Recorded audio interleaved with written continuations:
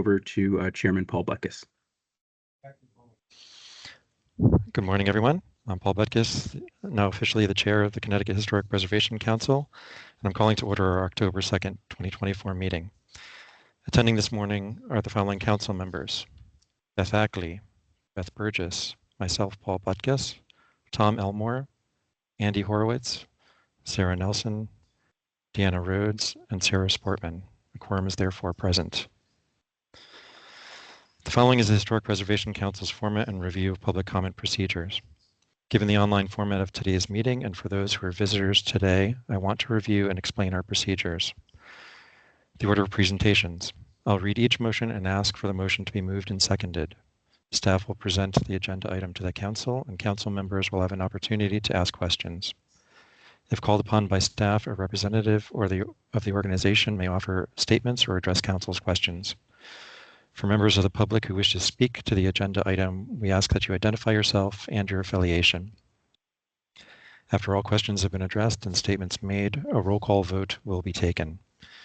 If members of the public have letters and/or written statements that they wish to submit to the record, please email them to Jonathan Kinney at jonathan.kinney@ct.gov. The Historic Preservation Council takes statements from members of the public but does not respond to questions. Lastly, please only address the particular agenda item being addressed at that time. The following is the Historic Preservation Council's policy regarding conflicts of interest. The Historic Preservation Council votes on matters which provide leadership, service, and economic benefits to property owners, consultants, local governments, and not-for-profit organizations. Given this responsibility and to maintain the highest professional standards in the discharge of our duties, it's important to maintain a strong code of ethics for all council members and department employees. In order to avoid possible violations of the Department of Economic and Community Development ethics statement, it's necessary for the council to be aware of any situations in which there's a real, potential, or apparent conflict of interest involving anyone here. A conflict of interest may occur when a public official's participation in agency matters results in personal financial gain. All council and staff have been provided a copy of the Department of Economic and Community Development ethics statement and governing state statutes. Having reviewed them in today's agenda, members of the council and staff are now asked to disclose any affiliations with entities or projects that may create a conflict of interest as defined by agency policy and pursuant to Connecticut General Statute I-79 through I-89, entitled Code of Ethics for Public Officials. Once disclosed, the member or staff may recuse themselves from that particular agenda item. Having read this statement, are there any council or staff members that would like to disclose a conflict of interest to any of the items on today's agenda? Paul, this is Beth Burgess. I'd like to recuse myself from VB6 for the Connecticut Democracy Center because we work with them here at the Museum of Connecticut History. Thank you. Thank you, Beth.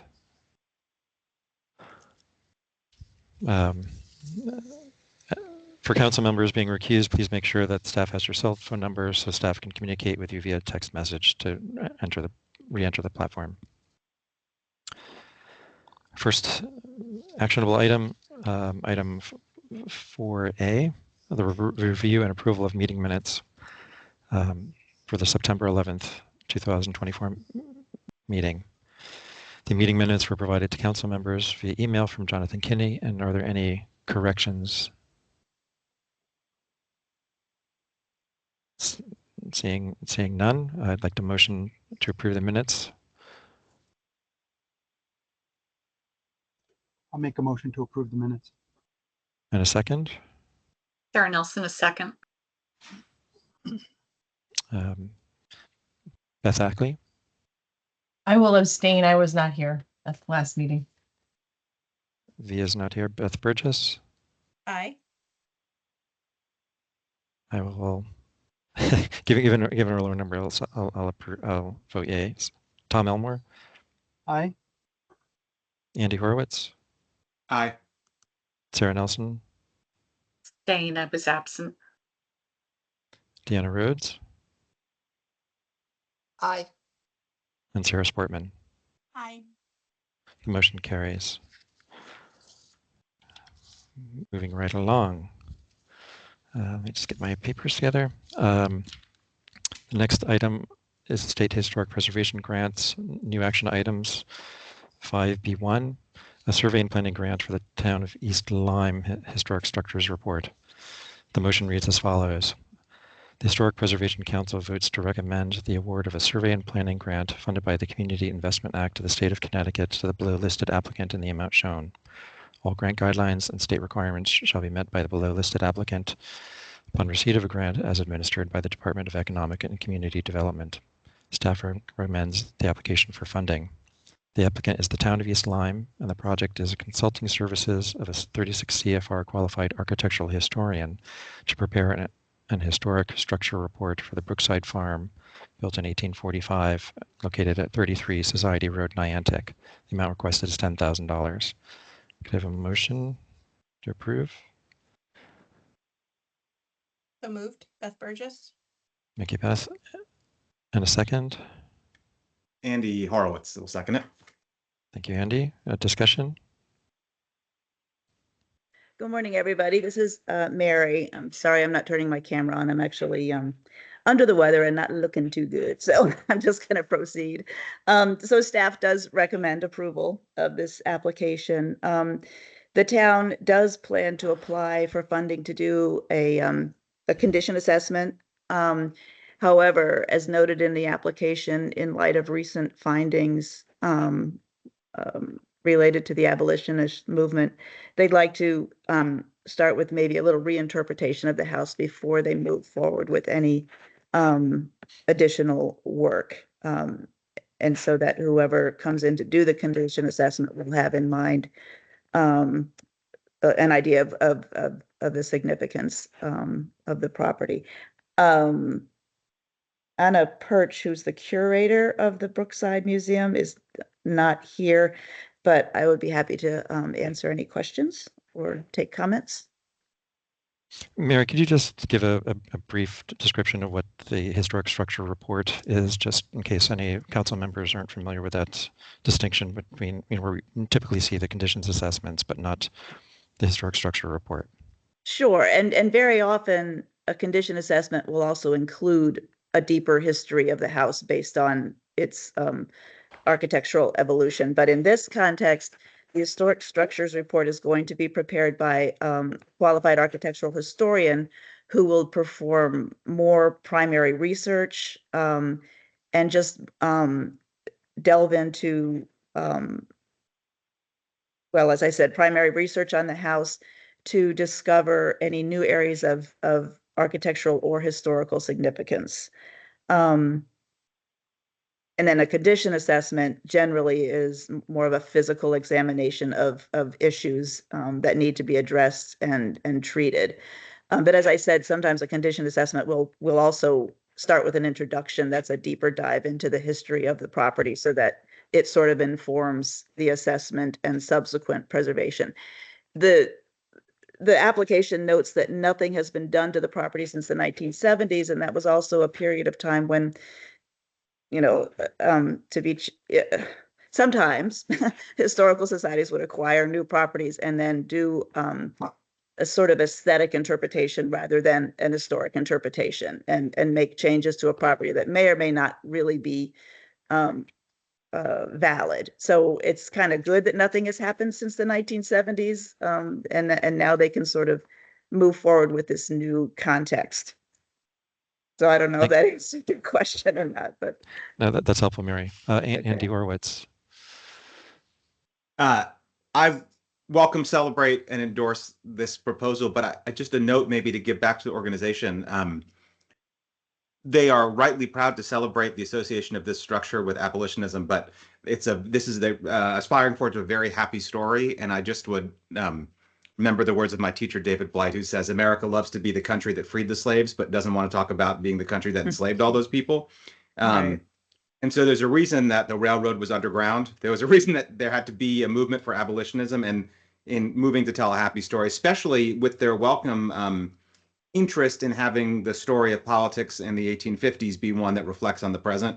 We should remember that this movement was deeply impossible, exposed its adherents to ridicule and violence. They would have been ostracized. This was so along with telling the story of abolitionism, they should tell the appropriate context, which was that this was quite a dangerous and unpopular movement for most of the first half of the 19th century. No, that's a point well taken, and I think that's why they wanted to concentrate on an historical study of the house first. And so the architectural historian that they do select will be the RFP will include, you know, a broader context as you described. Thank you. Beth Ackley? A quick question and then a comment.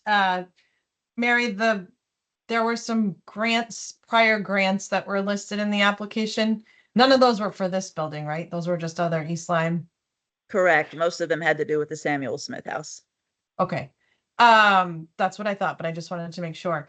And then comment wise, when they, assuming that this is approved, when they go to write their RFP, I think I would encourage them to define an HSR like you did, because sometimes HSRs do have conditions assessments in them. So Yes. just be really clear what it is that they're looking for.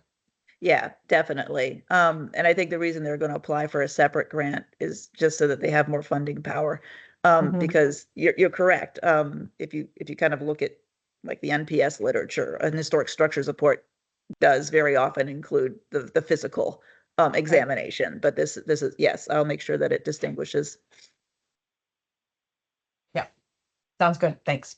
Okay, sure. Thank you. Any other comments or questions from council members? Seeing none, we'll move to the roll call vote. Beth Ackley? Aye. Beth Burgess? Aye. I'll abstain. Tom Elmore? Aye. Andy Horowitz? Okay, he's got his thumb up. Okay. Sarah Nelson? Yes. Aye. Deanna Rhodes? Aye. And Sarah Sportman? Aye. The motion carries. Thank you. We wish them well. I'm interested in seeing how it turns out. Yeah. Next item is item 5B2.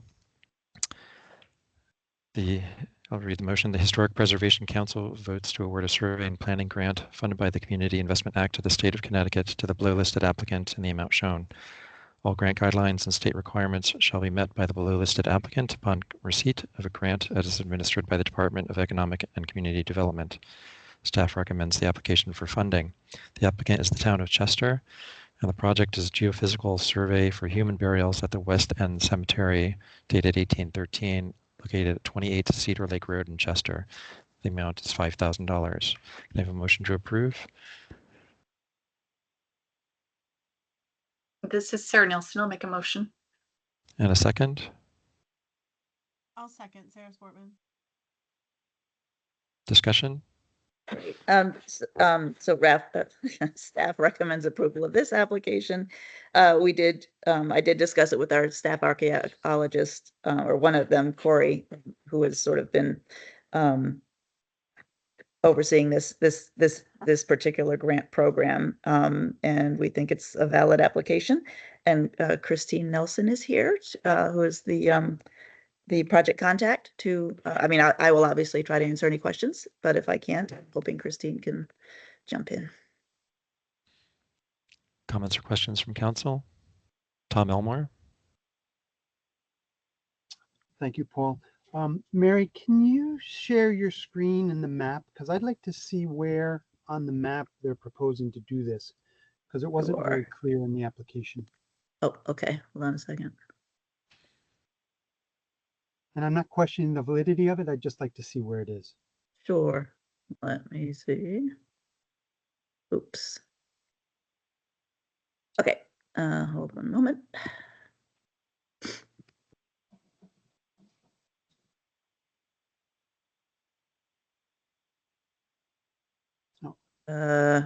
Can people see that?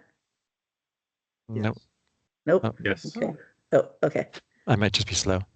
Is this the map you're talking about, Tom? it is a Well, there little, was that's fine. There was a survey also that seemed to have a lot of plots. Yeah, Mary, that's Um, page 20 of 23 in the PDF.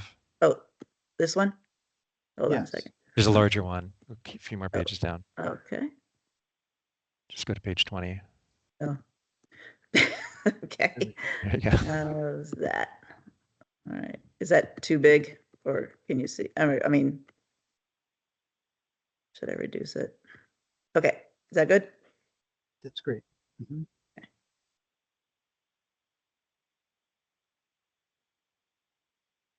So are they proposing the whole area or are they proposing a piece of this?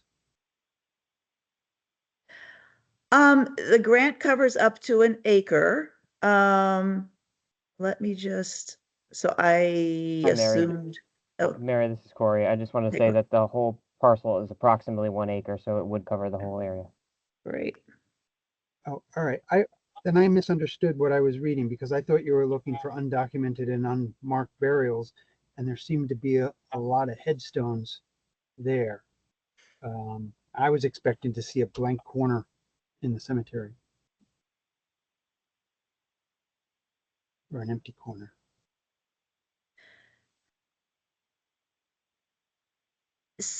I mean, very often these surveys will help.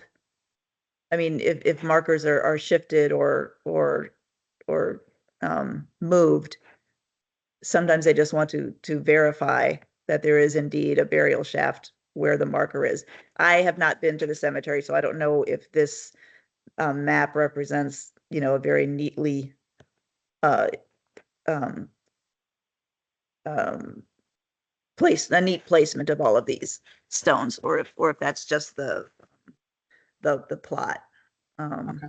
And Mary, just jumping in again, I believe the purpose is to look for any unmarked burials between the documented grave shafts in order to determine what kind of space they have left. Okay, even that statement's helpful. Thank you. Great, thanks, Corey. By the way, hi, Christine. You can stop sharing your screen. Oh, yeah. Mary. Sorry. Sorry. A little slow on the uptake today. Sorry about that. Okay. Any other questions or comments from council members? Also, hello, Christine. If there are no other questions, we can move for a vote. Beth Ackley, Aye. Beth Burgess, Aye. I'll abstain. Tom Elmore, Aye. Andy Horowitz, I Sarah Nelson, Aye. Deanna Rhodes, Aye. and Sarah Sportman. Aye. The motion carries. Thank you very much. Thank you. Moving right along. Item 5B3. It's also a survey and planning grant. The Historic Preservation Council votes to recommend the award of a survey and planning grant funded by the Community Investment Act of the State of Connecticut to the below-listed applicant in the amount shown. All grant guidelines and state requirements shall be met by the below-listed applicant upon receipt of a grant as administered by the Department of Economic and Community Development. Staff recommends the application for funding. The applicant is the Borough of Naugatuck, and the project is consulting services of a 36 CFR qualified historical architect / engineer team to prepare architectural plans and specifications for the Bronson Tuttle House built in 1882, located at 380 Church Street, Naugatuck. Amount requested is $20,000. Could I have a motion and a second? I'll make a motion, Deanna Rhodes. Thank you. A second? Karen Nelson will second. Discussion? So, we do recommend approval of this application. We were concerned about the budget. It's a $20,000 grant for a much larger budget, which the town will meet. However, they are revising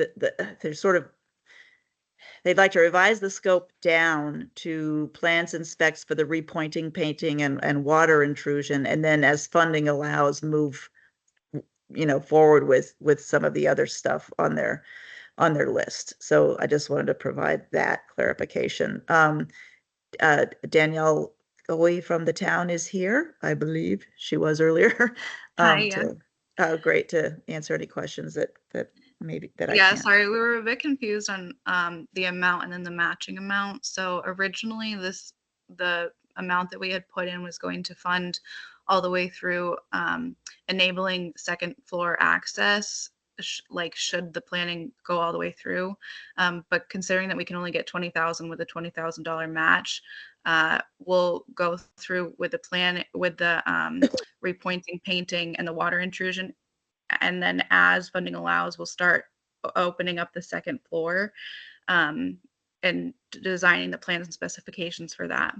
And our intent for all of this is to move forward and apply for further SHPO funding that would actually enable us to do this work right. Thank you. Any other questions or questions from council?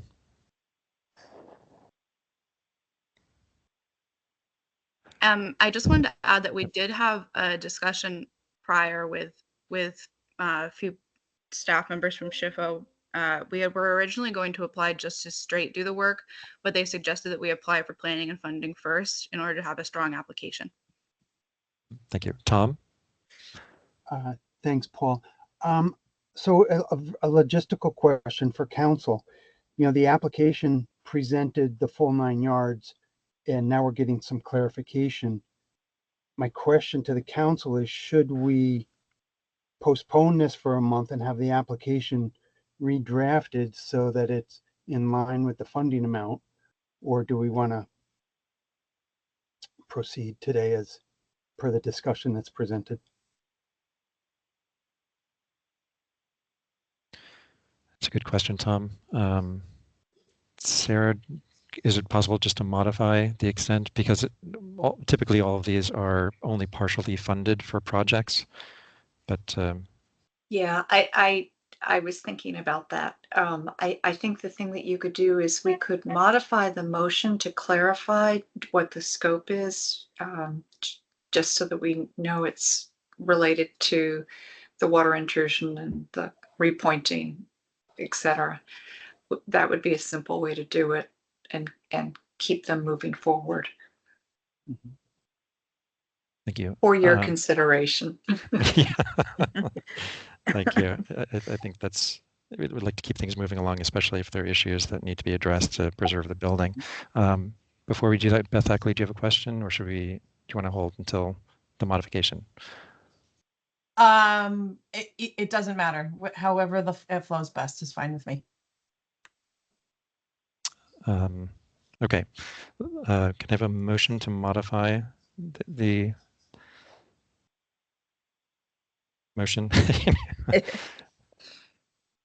I will, let's see. I will make a motion to amend the project description to specify this. I'm trying to bring that motion up so I can read it, and my screen keeps jumping. To amend the motion to prepare architectural plans and specifications for the Bronson Tuttle House, 1882, 380 Church Street, Naugatuck, to address water intrusion and repointing. And there was a third thing. Painting. Painting. Painting. And that's exterior painting, I'm assuming. Yes. Okay. I'll second that, Paul. Thank you. Okay, so our first vote will be on the amendment. Beth Ackley. Aye. Beth Burgess. Aye. I'll abstain. Tom Elmore. Aye. Andy Horowitz. Aye. Sarah Nelson. Aye. Deanna Rhodes. Aye. And Sarah Sportman. Aye. Okay. Beth Ackley, you want to, yeah, Beth, do you want to ask your question now? Yep. I'm assuming that the funding amount or the budget amount was based on a proposal that was received. Do you happen to know if there was any sort of mortar testing that was included in that? I'm not sure the answer to your question offhand. My director of public works would have that information, but I could get it back for you. I could find your email and send it to you. That's helpful. Well, just maybe since we don't know, I would just say that identifying an appropriate mortar, especially with those thin joints, will be a very important part of this. And many preservation consultants are very well aware of that, but you just might want to make sure that that's an awareness that you have as you're putting it out for pricing. Absolutely. Thanks for your feedback and thank you for your consideration. Yeah, that's part of determining whether the plans and specs ultimately meet the Secretary of the Interior standards, if the mortar is appropriate for the building. So it would need to be part of that analysis if it hasn't already been done. Thank you. Any further comments or questions from council members? Seeing none, we'll now move to the motion as amended. Beth Ackley, Aye. Beth Burgess, Aye. I'll abstain. Tom Elmore, Aye. Andy Horowitz, Aye. Sarah Nelson, Aye. Deanna Rhodes, Aye. and Sarah Sportman. Aye.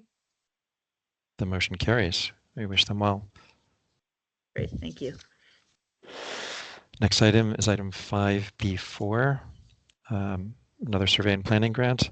The Historic Preservation Council votes to recommend the award of a survey and planning grant funded by the Community Investment Act of the State of Connecticut to the below listed applicant in the amount shown. All grant guidelines and state requirements shall be met by the below listed applicant upon receipt of a grant as administered by the Department of Economic and Community Development. Staff recommends the application for funding.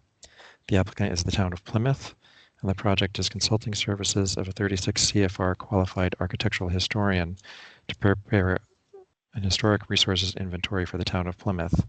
The amount requested is $22,250.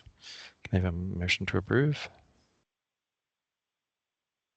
So moved, Beth Burgess. And a second? I'll second Sarah Nelson. Thank you. Discussion? Okay. So staff does recommend approval of this application. Plymouth is a certified local government, and performing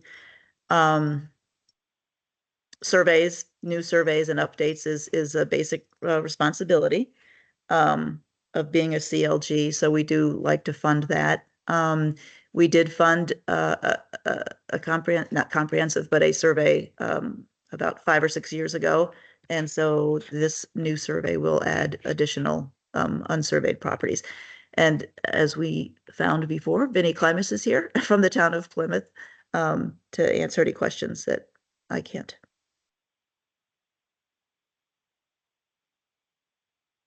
Any questions or comments for council members? I'll just ask one.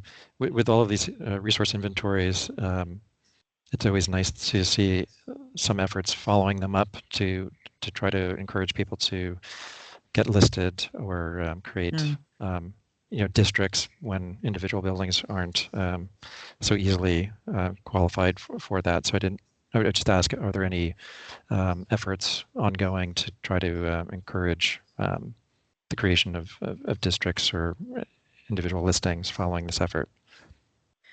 This will allow us to finish all the surveying of the whole town in certain neighborhoods like Pequabic and Fall Mountain, which has a deep history in our town. And a required component of a survey is recommendations to the National Register, and SHPO certainly reads those recommendations and And that is why we do have a non-matching grant to encourage nonprofits and municipalities to apply for funding to prepare National Register nominations. And very often they are based on recommendations made in the survey. I don't know if the town of Plymouth is planning anything like that, but SHPO makes note and will often make suggestions. Plymouth would like to complete our survey so we can go in and help the homes and historic properties to renovate themselves so they could be on the national historic properties as well as locally. And this would give us the opportunity to finish our survey. Let me jump on for a moment. That's great. If I may. Hi, I'm Vance Taylor. I'm the Economic Development Consultant for the town of Plymouth. Sorry for the background noise. I'm attending a DECD conference here at the Convention Center in Hartford, so I'm kind of tucked away here in a quiet place. But just to answer the question and embellish a little, it would be in talking with our town's Historic Properties Commission, which is obviously a municipal committee that works to preserve and enhance historic properties in town.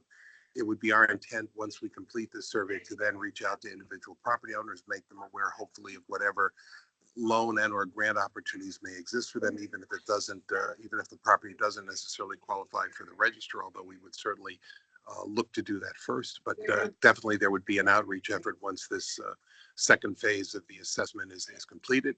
I do want to thank Mary and your team for all the effort that you've expended thus far to get us to this point. Thank you. Thank you. It's encouraging to know that there's going to be a lot of outreach, because in the past I've seen instances where people assume that because it's on the local historic resources inventory, it imparts some level of protection, which unfortunately it doesn't really get too high on that threshold. So if your Historic Properties Commission can kind of reinforce that idea that they really should go to the next levels, that'll be the best for those efforts. Well, yeah, and currently they don't have a lot to do, so Vinny and I plan to put them to work. Thank you. Any further discussion? Seeing none, we'll move to the roll call vote. Beth Hackley. Aye. Beth Burgess. Aye. I'll abstain. Tom Elmore. Aye. Andy Horowitz. Aye. Sarah Nelson. Aye. Deanna Rhodes. Aye. And Sarah Sportman. Aye. The motion carries. We wish you well. Thank you so much. Really appreciate it. Thank you very much. Yeah, you're welcome. Our next item is 5B5, Historic Preservation Enhancement Grant. The Historic Preservation Council votes to award a certified local government Historic Preservation Enhancement Grant funded by the Historic Preservation Fund of the Department of the Interior, National Park Service to the below listed applicant in the amount shown. All federal and state grant guidelines and requirements shall be met by the below listed applicant upon receipt of a grant as administered by the Department of Economic and Community Development. Staff recommends the application for funding. The applicant is the town of Salisbury, and the project is consulting services of a 36 CFR qualified historical architect / engineer team to prepare a conditions assessment for the Academy building constructed in 1833 at 25 Main Street, Salisbury. The amount requested is $20,000. Could I have a motion to approve? This is Sarah Nelson. It was a tie. So Sarah and then Tom? Nope, I'll be second. Okay. Discussion. Okay. So staff recommends approval of this application. I think Salisbury's been waiting to submit this application. The last couple of grants we've given to them have centered around the CNE rail station. And so this is a very important building locally to the town. And so they're anxious to get some work done. But, as always, we recommend that they take a step back and see if they can, they've identified a lot of issues in their application already. But it's always good to get a professional architect in there to confirm, recommend treatments for the identified issues, and then, you know, identify new issues if there are any. I don't think anybody from the town of Salisbury is here, but I'd be happy to answer questions. Any comments or questions from council? Sarah Nelson? Not a question per se, but just something, Mary, when you're talking with the team at Salisbury, I'm not sure that continuing to use the attic for bats is in the best interest for the building. Duly noted, yeah. It might be another facility could be constructed. I think they're just, I mean, yeah, I will confirm what's going on there, but I think they were just hoping to wait for the bat migration before they get in there and start, you know, poking around. But yeah, I'll definitely, you know, mention that to them. So. Yeah, it sounded like they wanted to kind of put something in there that will absorb all of the things that they bring in, and not continue everything. So maybe they can build a bat house. Exactly. Exactly. Yeah. Any other discussion? Seeing none, we'll move to the roll call vote. Beth Ackley? Aye. Beth Burgess? Aye. I'll abstain. Tom Elmore? Aye. Andy Horowitz? Aye. Sarah Nelson? Aye. Deanna Rhodes? Aye. And Sarah Sportman? Aye. The motion carries. Great, thank you. Okay. Speeding right along. Item 5B6. Partners in Preservation Grant. The Historic Preservation Council votes to award a Partners in Preservation Grant funded by the Community Investment Act of the State of Connecticut to the below listed applicant in the amount shown. All grant guidelines and state requirements shall be met by the below listed applicant upon receipt of a grant as administered by the Department of Economic and Community Development. Staff recommends the application for funding. The applicant is the Connecticut Democracy Center, and the project is funding to support Connecticut Freedom Trail public programs and education. The amount requested is $100,000. Can I have a motion to approve in a second?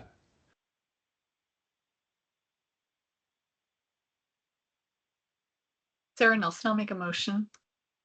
And a second?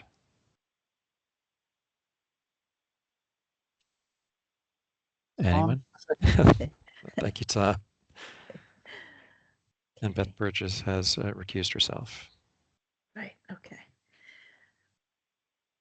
Discussion. Okay, so as you all may remember from your recent discussions of the statute that kind of governs SHPO, we do have a relationship with the Connecticut Freedom Trail. So we do want to support these efforts.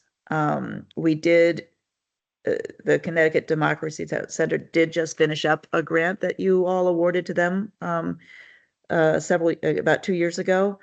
And this will represent continuing the really great programming that they started, and perhaps expand in some areas. Sally Whipple and Bill Babakwa are both here to answer any questions that I can't.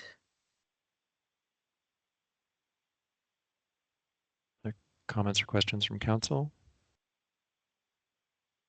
There's some extraordinary noise going on outside my office door, so I'll just say quickly, I really endorse this proposal, and I just think it's maybe nice or important to reflect on their focus on the 250th, commemorating the 250th anniversary of the Declaration of Independence and the founding of the United States. This, I think preservation, the preservation movement comes out of the bicentennial moment in 1976. I assume that's the history of the State Historic Preservation Council.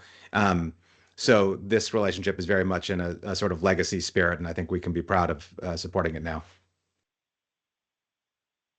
Thank you, Andy.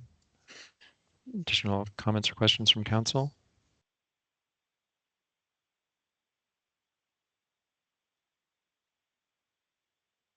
Seeing none, we can move to a roll call vote. Beth Ackley. Aye.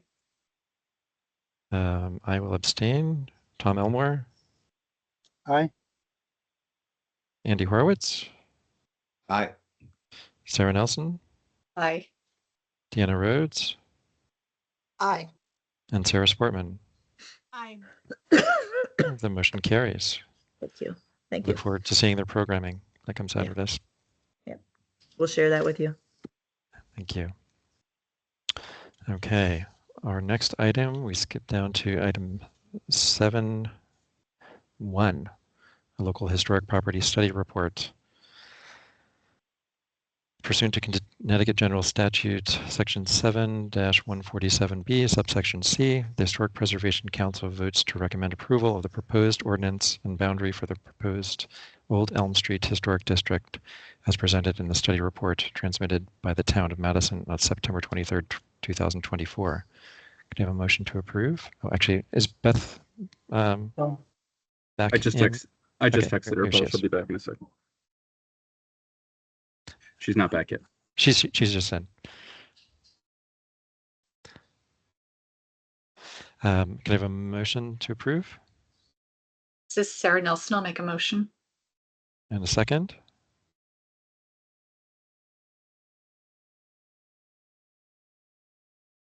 Here's your last Beth Ackley, opportunity. second. All right. Discussion. Okay, the council has provided comments on local historic property study reports, several of them over the last couple of months. And this is the first district report that we've received in a while. We did give a grant to the Town of Madison to hire someone to prepare this report, which is very thorough. And part of the reasoning was that it was born out of, planning efforts to protect this area, but as stated in the application, not freeze it in time. This district represents a multi-century evolution of architectural history, and so it kind of represents Madison's architectural history, not in a nutshell, but it's a great illustration. They've been very mindful of the property owners in the district, even waiting for some properties to change hands so they can be sure that new property owners are supportive of this effort. There still has to be a ballot sent out by the town clerk, and if 2/3 of those voting come back in the affirmative, then it will move on to local designation. So just like with the local properties, the council's charge is to comment on the ordinance and boundaries, but I definitely take any other kind of comments you want to give that might have to do with the report, the form of the report itself, the architecture, the history, anything you think might be pertinent. So I'll take those comments now. I'll start off, Mary. When we have the regular state or national registered districts, they talk about contributing and non-contributing resources. I didn't see any type of designation here, so can you elaborate on a local district? Because the time frame, their houses from 2010. Right. So sure. is it what are the criteria for being included in the district and not having a designation of a period of significance, or right, yeah, right. So yeah, it does vary. It does differ. Local historic districts do differ in a couple of points. One being that there are no contributing versus non-contributing, because this is a zoning matter. And so once the district is established, if you're in, you're affected by the ordinance. Regardless of whether your property was built in 1640 or 2020. And towns have done that. They have included, properties that were built into the 21st century. And there's also no period of significance or minimum age of the building. And that's basically because this is a zoning activity. And that is why we did uncouple the automatic listing on the state register a couple years ago. So if the town is interested in also listing this on the state register, they can submit the report as part of a nomination form. And so you may see this again. But in this instance, the town planners and the property owners, as far as I can tell, are in support of this and want to designate it as a preservation effort. Because we always like to have the carrot and not just the stick, so Correct.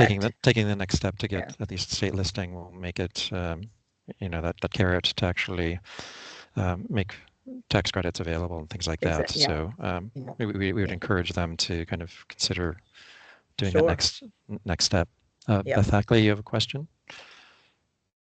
A comment actually.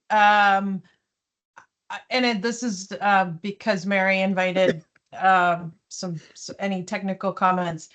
I just wanted to, on the 390 Boston Post Road property, which is on page 30, it's described as a 6-bay, 2.5-story end chimney house, 1741, and also the site of the first recorded business in Madison, with a possible store.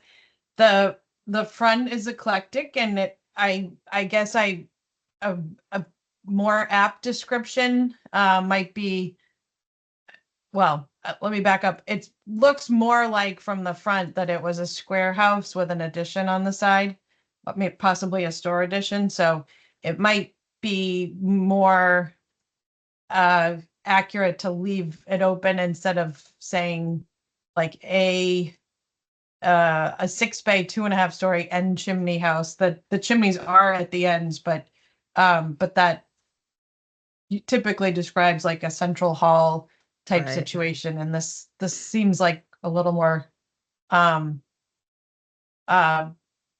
vernacular addition, and it might just be nice to leave the door open for future interpretation there. No, that's a really good point. And I will ask them to investigate that, because that will inform any future applications for a certificate of appropriateness. It does make a difference what the history of the house is architecturally. So that, I will definitely include that. Thank you. Yep. Deanna Rhodes. So being someone who deals with zoning issues every day, it seems just an odd way to deal with the situation of preservation of that roadway. I just think that it's with the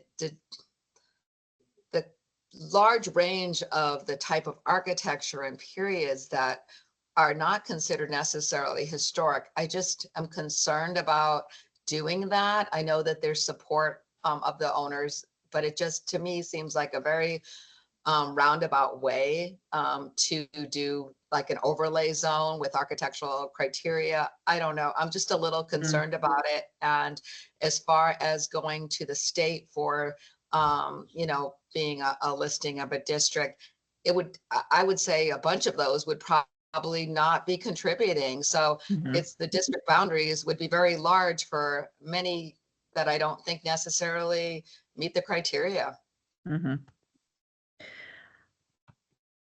I do know that, yes, state register does include contributing and non-contributing, but I do not think it has a minimum age requirement. So, but that would certainly be up to, if they did decide to move forward with that, they don't have to do the entire district as a state register district if that is something that they want to do, but that would certainly, they could work with Marina, who's our state register coordinator, to determine what an eligible boundary under state register parameters would be, for sure. But I think, yes, these enabling statutes are a strong preservation tool, but I think they also just wanted to recognize the variety and the not the content, but just the broad range of architectural styles that Madison presents, you know, in that area. And, you know, not codify it, but, you know, just recognize it.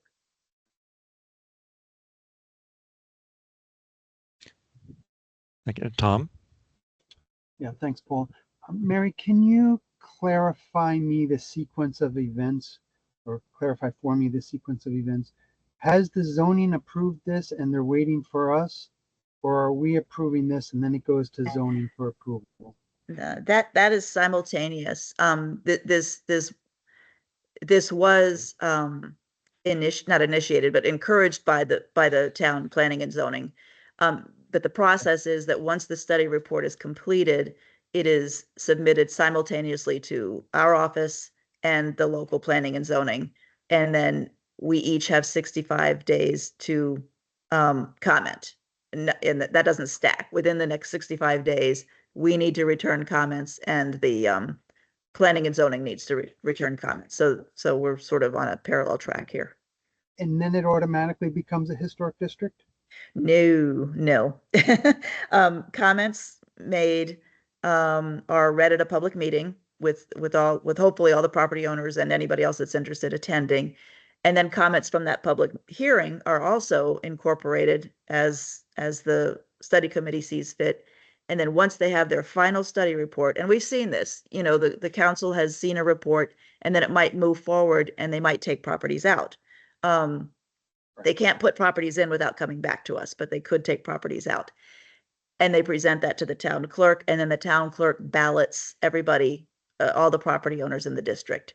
And then the ballots come back, and 2/3 of those that come back need to be in the affirmative for it to move forward to the local legislative body, who actually has the final say, to either vote to enact the ordinance and so put the district in place, or reject it, which we've also seen, or return it with changes that they might like to see, which we've also seen. So that's with districts, there's an actual ballot process.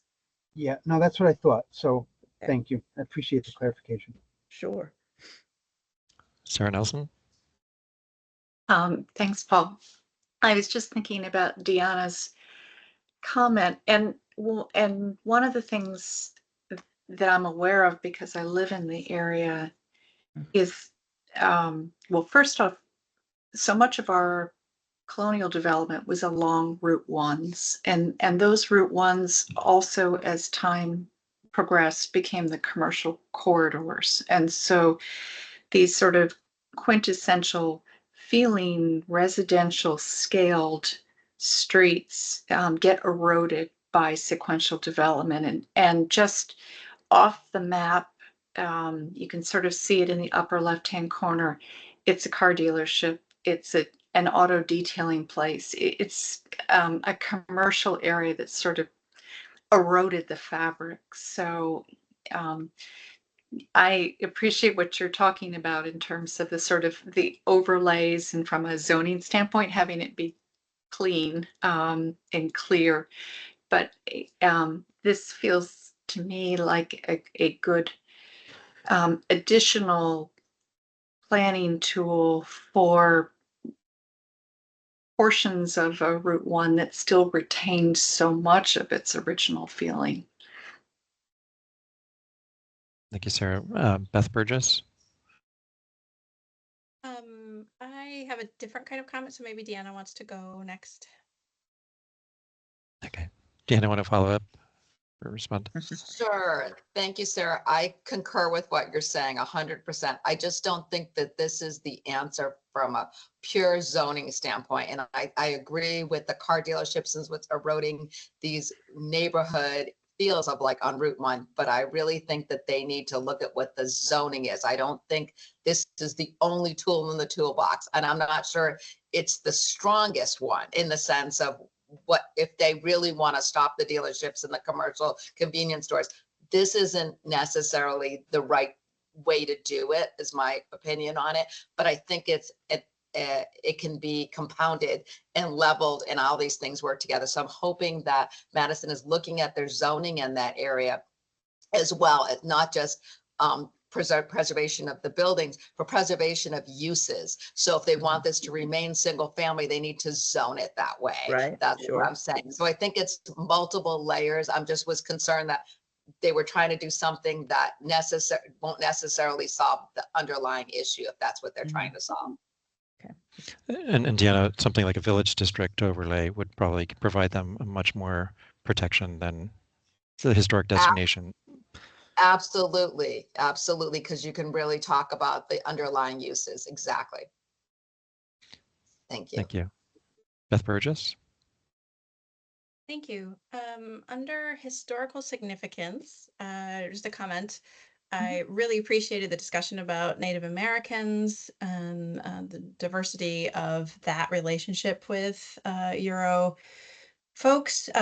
I was a little surprised under Farmers and Mariners not to see a discussion of enslaved people or anyone of African or Caribbean descent discussed. As we know, along a lot of the coastline of Connecticut, we would have seen a lot of trade and commerce, as you discussed with the post office. So a sentence or an acknowledgement of such folks in and around would be useful here. And again, maybe this is, the final version would have some more of that, but I think trying to channel Leah here, I think there should be some more information in there. Yes, definitely. Thank you. I'll definitely submit that. Great, thanks. Sure. Thank you. Any further comments or questions? Seeing none, we can move to a roll call vote. Beth Ackley, Aye. Beth Burgess, Aye. I'll abstain. Tom Elmore, Aye. Andy Horowitz, Aye. Sarah Nelson, Aye. Deanna Rhodes, Aye. and Sarah Sportman. Aye. Motion carries. Great, thank I hope you. this is the first step of a few additional ones to keep them Yeah. We'll on their pass way those towards along. preservation. Sure. Thanks. Thank you very much. And with that, we move to our next item. Item 9, threatened properties. Is there an update from Todd on our most recent efforts? Hi, everyone. This is Jonathan from the SHPO. Yes, just presenting a quick update on behalf of Todd. This is in regards to the Norwalk item that was heard back in August, I believe it was. The Office of the Attorney General, the SHPO office, and the property owner are going to be meeting on site to discuss the project and how it may move forward on October 15th. So I would say in about, that's 2 weeks from yesterday, we will have hopefully an update for you guys, and we'll be able to present that to you at the November meeting. Thank you. And then just one thing, Jonathan, we'd like to have a draft motion to put into the record as to Yes. our, commemorating our decision to make the recommendation to the OAJ's office. Yes, thank you for reminding me about that, Paul. I want to let everybody know regarding that meeting. In the past, there has been the transcription, but I think it was last year, we did a sort of an abridged version of the minutes, which was just a page or two, which described the discussion at the SEPA portion of the meeting. So what we will do is we'll put together a short one of those for the Norwalk discussion, and we will have that ready and circulated before the November meeting. That way, they will be able to memorialize and approve. Council will be able to memorialize and approve the discussion that happened. Thank you.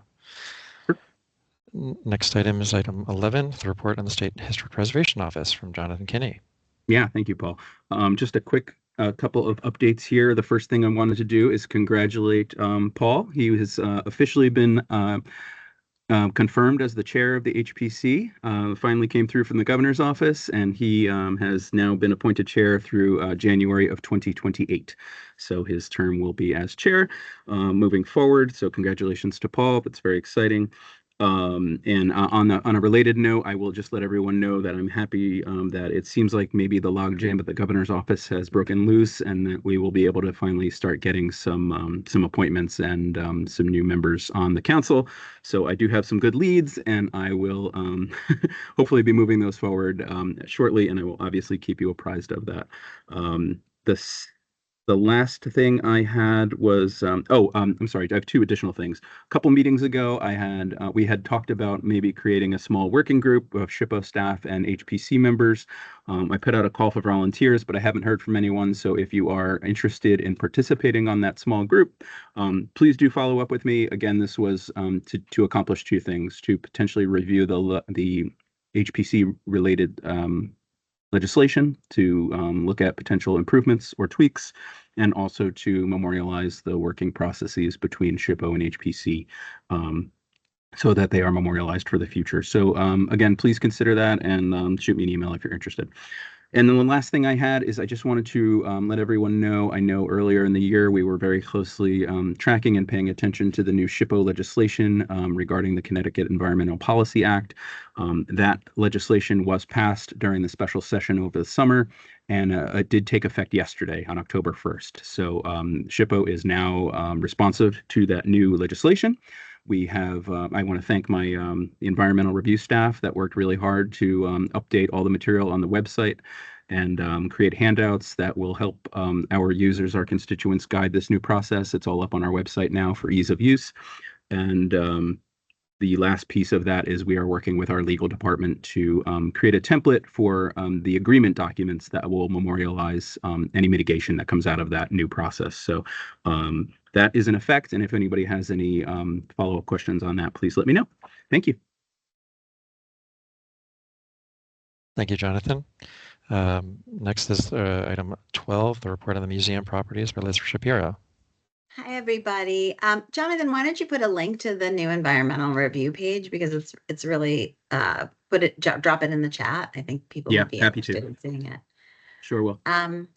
So September was a really busy month for the museums, and it's usually a slowdown month. So it's been kind of interesting. I'm interested in delving into that a little bit more, but things it's really been a visitation month. So my report is going to be more on visitation and less about structural and facilities. I guess I should say facilities updates. So at the Crandall Museum, the Canterbury Historical Society always hosts a Canterbury Old Home Day. I think they've been hosting it since the homes were new, basically, but for a very, very long time. And it happened on the 29th of September. Super well attended because we're right across the street from where they host the event. So we had 233 visitors to the museum that day, taking a self-guided tour with guides positioned throughout to sort of help people walk them through the information, those who needed it. And I'm really proud of staff there because they're continuing to improve the visitor experience. They're paying attention to what visitors need. So we've added some interior maps in locations along the hallway so people know what rooms they can go into to hear what parts of the story. And they created some timeline banners, which have been really helpful. And then we have, and I would love to have you all come out. I'm happy to host a little event at the Crandall Museum anytime, but we have most visitors walk through with a guided tour, and that is the experience. It is extremely dialogical. It's about conversation. But for times like these, we put in these sort of semi-permanent banners that are interpretive signs for the rooms. And it's a lot of reading, but it does talk about all of the nuances of the story. So what we've done is staff has identified the banners that are really the ones like, if you want to just get the gist of the story, read this. For when we have self-guided experiences. And that went over really, really well. People commented that they loved it. And once they looked at the banners that they were supposed to read, they tended to want to read more. So that was all we could hope for. So that was great. They also, visitors also painted kindness stones, which is a nationwide project where you have paint and you paint little rocks and you can paint them with messages and then you leave them around for people to find. And many of our public libraries in Connecticut are doing that. So if you've seen them around, we do it at the Henry Whitfield Museum as well. So people were doing that and leaving messages in our Peace Garden on site. So we're really pleased with how the site was used. Also, I think it was last year, it was at least 12 months ago, the French authored, I wrote French authored, a graphic novel on the Crandall Harris story came out, and it was called Blanc Auteur, and by a gentleman named Wilfred Lupano, and illustrated by a woman named Stéphanie Fair. And it's about to be released in English. It's titled Surrounded. And we're really proud of that because the authors reached out to us, wanting to make sure that the museum had input into the story that was told in the graphic novel. And so our curator, Joni DiMartino, wrote the books forward and had some editorial input. And now that it's been translated into English, we're excited to be able to carry it in our book, little tiny gift shop, and see how we can maybe use it to augment our school program. So that's really exciting. Eric Sloan Museum has been super busy. Fall Festival, which is not our event, but it's hosted by the Connecticut Antique Machinery Association, which, as you probably remember, is located on property that's owned by the state, DEEP and DECD, joint ownership. That's where the Connecticut Antique Machinery Association has their headquarters. Well, they have these two big days every year, and the Fall Festival is the second one. They have a big spring roundup, but there were 3,000 visitors to the museum over Friday afternoon, Saturday, and Sunday, and apparently the gift shop sales were great. And the best thing is that our new road that has been a real problem area held up, and there was plenty of room, and it held the increased traffic, and there was no problems. So that was really great. It's wonderful when you invest money into something as unglamorous as a road, and you have such a great feedback on how much that investment mattered. And then on October 12th is the next program at the museum, the Spark program, and that's the interactive experience with the hands-on introduction to trades. So just so you know, that's happening, and that's co-sponsored by the State Historic Preservation Office, by us. And I will be out there for a little bit, and I think some staff will be out there, and I think it'll be a great event. Old Newgate Prison and Coppermine, I'm happy to report that we finally have a plan for the cell block project at Newgate. And we will be moving forward on that. There's still little bits and pieces, but I will let you know when that project is going to be active, because I think it's going to be a really interesting project. It's unlike any project that's going to be happening in the state, where ruins are stabilized in order to remove ground cover, trees, growth, and it's essentially the site is being prepared for the next steps in the project, because it's going to be it's a fairly complicated project. Ruins are complicated. So things that you learn, buildings are so much less complicated than ruins. And then I think I mentioned last time, but Old Newgate Prison was officially recognized as a site on the Connecticut Freedom Trail in September. We had a lovely group of over 30 people came to the site just for that ceremony. And it is recognized because it was a place of incarceration for Prince Mortimer, who was a slave incarcerated for life when he was convicted of trying to poison his owner. It was a lovely event. We had Newgate's Bat Day on September 15th, biggest attendance we've ever had for that event, with over 320 visitors. I was there and got to talk to people who were there, and got to talk to DEEP staff who were attending. It's a joint, as I said, it's an event that we hold in conjunction with DEEP.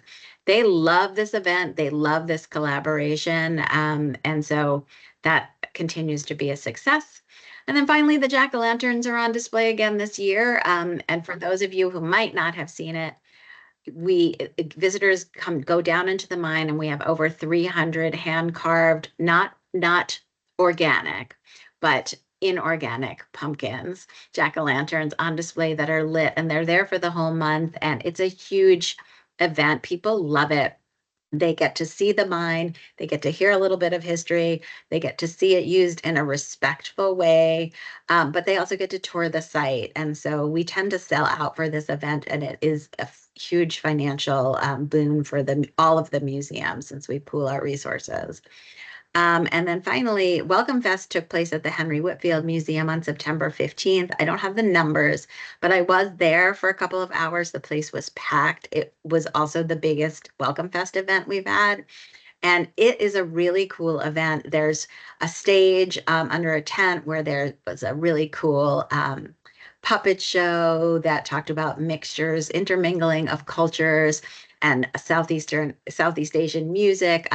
Visitors really seem to enjoy a public art project that we have now done for 3 years called the Unity Art Project, where anyone who wants to participate gets a skein of wool and you wrap it around poles, which is in a circle. They're in a circle, and each pole has a statement about your identity. So whichever statements you identify with, you can wrap your skein around that pole. And what happens is you get a beautiful spider web of interconnected yarn that just shows the connections between human beings. And it's really powerful to participate, but it's amazing to watch others participate and see the project as it develops. It was really a joyful experience for me to be there that day. So that is pretty much all I have for you. But as always, I'm happy to answer questions about something that I love so much and care so much about. It's like a joy. Thank you, Liz. Jonathan, do we have any new business that needs to be brought up at this time? I do not believe so. And also, Jane Montanero was not able to join us today. So, okay. Okay. Any members of the public wishing to speak? Nope. Nope. Okay. That brings us to the end. But before we leave, I just want to thank everyone for your support as my interim position. And as I move into the full chair, you know, big shout out to both Sarah and Tom for their training, getting me in there. And I hope to live up to their high standards that they set prior to me joining. And with that, so our next meeting is November 6th. Yes. And I'll expect invites from Jonathan on that. And if I can have a motion and a second to adjourn, we will wrap things up. I will make a motion to adjourn. I'll second it, Andy. It's the quickest one ever. Without objection, so moved. See you all in November. Thank you, everyone. Have a great day. Congratulations, Paul. Congratulations, Paul, indeed. Thank you, everyone. Bye.